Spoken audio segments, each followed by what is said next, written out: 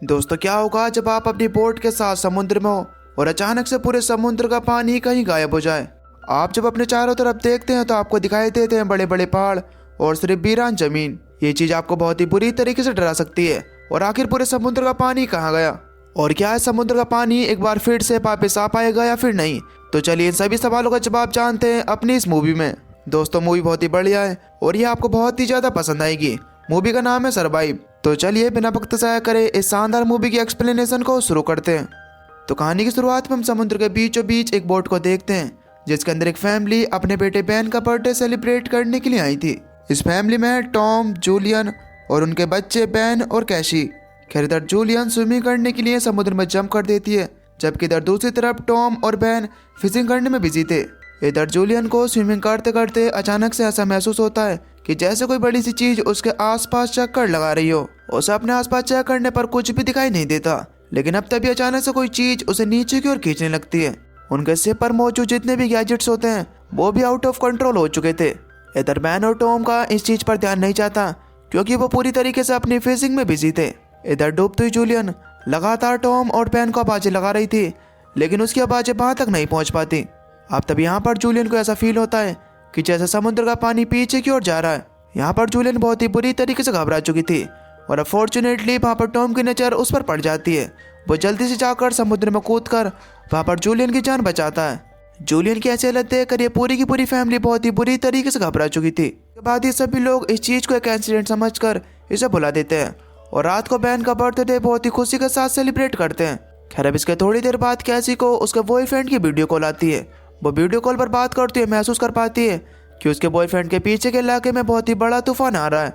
अब ये देखने के बाद कैसी बहुत ही बुरी तरीके से परेशान हो चुकी थी क्योंकि ये लोग भी इस समय कोई सेफ जगह पर तो नहीं है। ये समुद्र के बीचों बीच हैं और ऐसा भी हो सकता है कि ये तूफान जल्दी इन तक भी पहुंच जाएगा।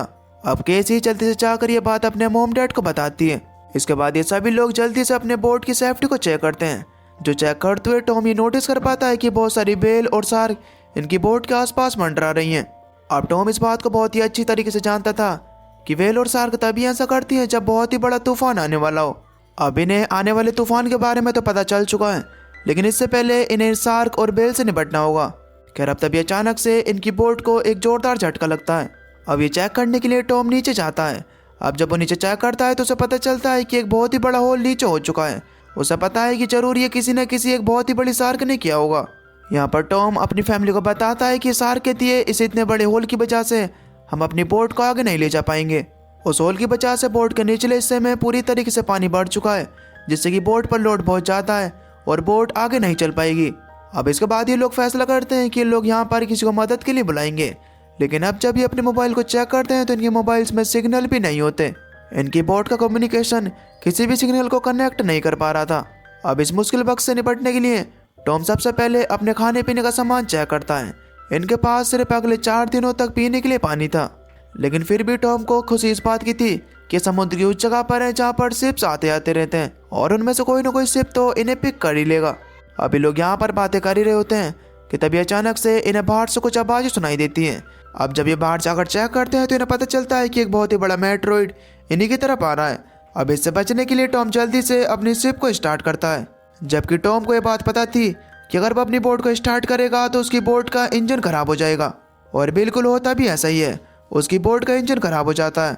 अब इन लोगों के पास दूसरा कोई रास्ता भी नहीं था, तो इसलिए लोग जल्दी से बोट के निचले हिस्से में जाकर वहाँ पर लाइफ जैकेट पहन लेते हैं। अब इसके थोड़ी देर बाद इन लोगों को एक बहुत ही खतरनाक आवाज़ सुनाई देती है, जिसे सुनने के बाद ये लोग वहीं पर बेहोश हो जाते हैं। अब इसके बाद जब इन लोगों को होश आता है तो इन्हें पता चलता है कि भले ही इन्हें चोट आई है, लेकिन फिर भी ये सभी लोग जिंदा हैं। लेकिन हैरानी की बात तो ये थी कि जब ये लोग चेक करते हैं तो इन्हें पता चलता है कि इनकी बोट में एक बहुत ही बड़ा छेद था, लेकिन उससे पानी अंदर नहीं आ रहा था। अब जब ये पूरा परिवार अपनी बोट से बाहर निकलकर चारों तरफ का नज़ारा देखता है तो ये देख कर हैरान रह जाते हैं। इनके चारों तरफ का पानी पूरी तरीके से सूख चुका था। कहाँ तो यहाँ पर रात के टाइम में पूरा समुद्र था, लेकिन अब इनके चारों तरफ सिर्फ पहाड़ और बड़े बड़े गड्ढे हैं। अब टॉम जल्दी से अपना कंपास निकालता है और चेक करता है तो उसे पता चलता है कि जरूर जमीन के साथ कुछ न कुछ गड़बड़ तो हुई है, क्योंकि जमीन के पोल चेंज हो चुके हैं। नॉर्थ पोल की जगह साउथ पोल आ चुका था और साउथ पोल की जगह नॉर्थ पोल। अब वो ये था कि ये पूरा का पूरा समुद्र का पानी पोल चेंज होने की वजह से जमीन वाले इलाके पर पहुंच चुका था। यानी कि जहाँ पर लोग रहते हैं ये पूरा का पूरा समुद्र का पानी वहाँ पर चला गया, जिससे कि पूरी की पूरी आबादी तबाह हो गई। और जिस जगह ये समुद्र हुआ करता था वो इलाका अब वीरान बन चुका है। अब ये बात पता लगने के बाद ये पूरी की पूरी फैमिली हैरान हो चुकी थी। कैसी तो इस हादसे से बहुत ही बुरी तरीके से डर चुकी थी। वो अपने आप को केबिन में जाकर बंद कर लेती है और वहाँ पर बहुत ही बुरी तरीके से रोने लगती है। इसके बाद बैन इसके जितने भी बर्थडे के बैलून होते हैं उन्हें हवा में उड़ाता है, ताकि अगर आसपास के इलाके में कोई भी जिंदा हो तो वो इन्हें देख सके। इसके बाद टॉम रेडियो के जरिए किसी से कांटेक्ट करने की कोशिश करता है। हालांकि उसे भी ये बात पता थी कि कोई भी जिंदा नहीं है और उसका किसी के साथ भी कांटेक्ट नहीं हो पाएगा। लेकिन हैरानी की बात तो तब होती है तब उसे दूसरी तरफ से रिस्पॉन्स आता है। ये रिस्पॉन्स उसे एक सबमरीन के कैप्टन ने दिया था। उसे भी बात पता थी कि समुद्र का पानी गायब हो चुका है और पोल्स भी चेंज हो चुके हैं। वो कैप्टन टॉम को बताता है कि ये धरती के जो पोल चेंज हुए हैं वो एक हफ्ते बाद अपनी अपनी जगह पर आ जाएंगे। यानी कि ये पूरा का पूरा समुद्र एक हफ्ते बाद अपनी जगह पर वापस आएगा और उस वक्त इसकी लहरें बहुत ही ज़्यादा बड़ी होंगी। अब बस इसीलिए वो कैप्टन वहाँ पर टॉम से कहता है कि तुम कोई ऊंची सी जगह पर देख कर वहाँ पर चले जाओ, क्योंकि वहाँ पर तुम्हारे बचने के चांसेस ज़्यादा होंगे। टॉम कैप्टन से कहता है कि तुम्हारी सबमरीन के अंदर भी तो बचने के चांस ज़्यादा हैं, तो क्या आप अपनी सबमरीन के अंदर मेरे बच्चों को रख लेंगे? जिस पर वो कैप्टन कहता है कि जरूर भाई, मैं ऐसा करना तो चाहता हूँ लेकिन मैं ऐसा नहीं कर सकता क्योंकि मेरी सबमरीन के अंदर सिर्फ 2 लोगों की ही जगह है। तब वहाँ पर टॉम कैप्टन से कहता है कि देखो, किसी भी तरीके से प्लीज़ मेरी मदद करो। हम अपने आप को तो किसी भी तरीके से बचा लेंगे, लेकिन आप मेरे बच्चों को अपने साथ सबमरीन में रख लो। इसके बदले में आप जो भी मुझसे कहेंगे मैं आपके लिए वो करूँगा। तब वो कैप्टन भी उसकी बात को मान लेता है। इसके बाद टॉम अपने मैप को निकाल कर हिसाब किताब लगाता है तो उसे पता चलता है कि वो लोग 2 दिन तक उस सबमरीन तक पहुँच जाएंगे। खैर, अब इसके बाद अगली सुबह ये पूरी की पूरी फैमिली अपने सफ़र के लिए तैयार थी। अब बाहर खड़े टॉम की नज़र वहाँ पर एक आदमी पर पड़ती है जो कि उनकी बोट की तरफ ही आ रहा था। टॉम देखता है कि वो आदमी जख्मी है, इसलिए वो उसकी मदद करने के लिए उसके पास जाता है और इसके बाद उसे पीने के लिए पानी भी देता है। अब वो आदमी पानी पीने के बाद टॉम का शुक्रिया करने के बजाय उसके ऊपर ही अटैक कर देता है। दूर खड़ी जूलिया भी ये सब देख रही थी। वहाँ पर पड़े एक चाकू की मदद से वो आदमी वहाँ पर टॉम की जान ले लेता है। अब अपने हस्बैंड को तो नहीं बचा पाई, लेकिन वो जल्दी से बोट के अंदर जाकर अपने बच्चों को कैबिन के अंदर बंद कर देती है। जूलियन वहाँ पर अपने दोनों बच्चों को छुपाते हुए केसी को एक फ्लेयर गन देती है और उससे कहती है कि तुम इसका यूज़ जब भी करना जब इसकी बहुत ही ज़्यादा ज़रूरत हो। अब इसके बाद जूलियन जैसे ही बाहर आती है तो वहाँ पर वो आदमी जूलियन को पकड़ लेता है और इसके बाद उसे बहुत ही बुरी तरीके से मारने लगता है। वो जूलियन को बहुत ही बुरी तरीके से पीटता है, उसे टॉर्चर करता है। जूलियन भी किसी तरीके से उस किलर से अपने आप को बचाने के लिए उससे लड़ती है। केसी जो कि अंदर से सब चीज़ें देख रही थी, लेकिन अब तभी उसे याद आता है कि फ्लेयर गन को यूज़ करने का अच्छा मौका है। अब वो फ्लेयर गन उस आदमी को ऊपर चला देती है। अब उस आदमी को तो इस चीज़ से ज़्यादा नुकसान नहीं होता, लेकिन उस बोट में आग लग जाती है। इसके बाद जूलियन अपने आप को बचाने के लिए जल्दी से अपने दोनों बच्चों को लेकर वहाँ से निकलती है। अब बोट से निकलते टाइम वो किलर एक बार फिर से जूलियन के ऊपर अटैक करता है, लेकिन इस बार जूलियन उस किलर के लात मारकर उसे नीचे गिरा देती है। अब वो किलर बोट के अंदर ही फंसा रह जाता है और ये फैमिली बाहर आ जाती है। अब बाहर पहुंचने के बाद ये दोनों बच्चे अपने फादर को मरा हुआ देखकर बहुत ही बुरी तरीके से रोते हैं। उन्होंने इस सब की बिल्कुल भी उम्मीद नहीं थी जो सब इनके साथ हो गया। बैन यहाँ पर इस सब का जिम्मेदार अपने आप को ही मान रहा था। उसे लग रहा था कि अगर वो उस दिन उन बलून्स को हवा में नहीं छोड़ता तो शायद वो आदमी यहाँ पर नहीं आता। अब यहाँ पर जूलियन भी अपने हस्बैंड से लिपट कर रो ही रही थी कि तभी अचानक से उसकी नज़र अपनी बोट पर पड़ती है। वो देखती है कि वो किलर उस बोट से निकल कर बाहर आ चुका है। अब बस इसीलिए इनका ज़्यादा देर तक यहाँ पर रुकना सही नहीं है। अब इसके बाद जूलियन अपने बच्चों को वहाँ से लेकर जाती है।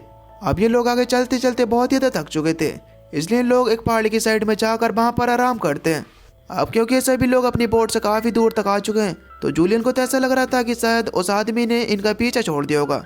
लेकिन वहाँ पर थोड़ी देर बाद जूलियन की नज़र एक बार फिर से उस किलर पर पड़ती है जो कि अभी तक लगातार इनका पीछा ही कर रहा था। अब इसीलिए ये तीनों लोग जल्दी से उस किलर से बचने के लिए वहाँ से भागना शुरू कर देते हैं। अब भागते भागते ये लोग काफ़ी ज़्यादा थक भी चुके थे, लेकिन जब ये लोग अपने पीछे मुड़कर देखते हैं तो वो किलर इनका पीछा ही कर रहा था। अब ये लोग भी हार नहीं मानते और ये लगातार भागते रहते हैं। भागते भागते ये लोग ऐसी जगह पर पहुंच जाते हैं जहां पर बहुत सारा जहरीला पानी पड़ा हुआ था। यहाँ से निकलते निकलते इनकी हालत बहुत ही बुरी तरीके से ख़राब हो चुकी थी। अब तभी अचानक से वहाँ पर जूलिया की नज़र पड़ती है बैन पर। बैन पानी के कारण पूरी तरीके से डिहाइड्रेट हो चुका था। इनके पास पानी की कुछ ही बूंदें बची थी जो कि इन्होंने बैन को दी, लेकिन इतने से पानी से क्या ही होने वाला है, इतने से पानी से तो गला भी नहीं भीगा होगा। अब यहाँ पर केसी तो पूरी तरीके से हिम्मत हार चुकी थी उसे तो उम्मीद नहीं थी कि वो लोग बच पाएंगे। वो तो अपनी मौत को मान चुकी है और वो यही इन दोनों को करने के लिए कहती है। तब जूलियन उसे डांटती है और कहती है कि चुप करो और जो मैं कहती हूँ सिर्फ वही करो, हम लोग आगे बढ़ेंगे और मुझे पता है कि मैं तुम्हें किसी भी तरीके से बचा कर रहूंगी। अब जूलियन के कहने पर इन लोगों ने एक बार फिर से चलना शुरू किया और आगे चलते चलते आगे इन्हें एक प्लेन दिखाई देता है। उस प्लेन को देखकर ऐसा लग रहा था कि ये प्लेन सालों पहले तबाह होकर समुद्र में गिर गया होगा। अब ये लोग उस प्लेन के अंदर छुप जाते हैं और वहाँ पर जूलियन एक आखिरी बार अपनी फैमिली की फोटो देखती है जो कि इन्होंने कल रात ही ली थी। अब इस फोटो को देखने के बाद ये लोग टॉम को याद कर रहे थे। खैर अब इसी तरीके से इन लोगों को उस प्लेन के अंदर काफ़ी रात हो चुकी थी और ये लोग उसी प्लेन के अंदर अपनी रात बिताने का फैसला करते हैं। अब रात को कैसी और जूलियन को नींद नहीं आ रही थी, इसलिए जूलियन प्लेन से बाहर टहलने के लिए चाहती है। यहाँ पर जूलियन भी इस बात को लेकर परेशान थी कि आखिर वो लोग यहाँ से बच भी पाएंगे या फिर नहीं। लेकिन अब तभी अचानक से उसकी नज़र उसी किलर पर पड़ती है जो कि अभी भी रात में उनका पीछा ही कर रहा था। वो लगातार कैसी की तरफ बढ़ रहा है लेकिन कैसी का उसके ऊपर ध्यान नहीं जाता। वहाँ पर जूलियन पहले तो सोने का नाटक करती है, लेकिन अब जब वो किलर जैसे ही कैसी के पास पहुँचता है तो वैसे ही पीछे से एक चाकू की मदद से उसके ऊपर अटैक कर देती है। इस बार जूलियन पूरी तरीके से गुस्से में थी और वो चाकू की मदद से उसके ऊपर इतना अटैक करती है कि उसकी जान ले लेती है और आखिर अब जाकर ये खतरा इनके सर पर से टलता है। खैर अब इसके बाद अगली सुबह जब ये लोग उठे तो इन लोगों ने देखा कि किलर की बॉडी बहुत ही बुरी तरीके से डिफॉर्म हो चुकी है, यानी कि खाली समुद्र भी बहुत ही ज़्यादा खतरनाक है। खैर अब ये लोग आगे बढ़ते हैं और इन लोगों को किसी भी तरीके से सबमरीन तक पहुंचना था। यहाँ पर जूलियन लोकेशन को पता करने के लिए एक जगह पर रुक कर वहाँ पर मैप को चेक करने लगती है। यहाँ पर बैन तो लगातार आगे ही बढ़ता चला जा रहा था और अब उसे अपनी प्यास बर्दाश्त नहीं होती। वो वहाँ पर एक जगह से पानी पी लेता है। हालांकि जूलियन ने उसे पानी पीने से मना किया था क्योंकि ये पानी पूरी तरीके से जहरीला है। अब जब इस बारे में जूलियन और कैसी को पता चलता है तो वह जल्दी से जाकर बैन को रोकती हैं, लेकिन इससे पहले ही वहाँ पर बैन ने पानी पी लिया था और अब उसकी हालत धीरे धीरे कर खराब होने लगी थी।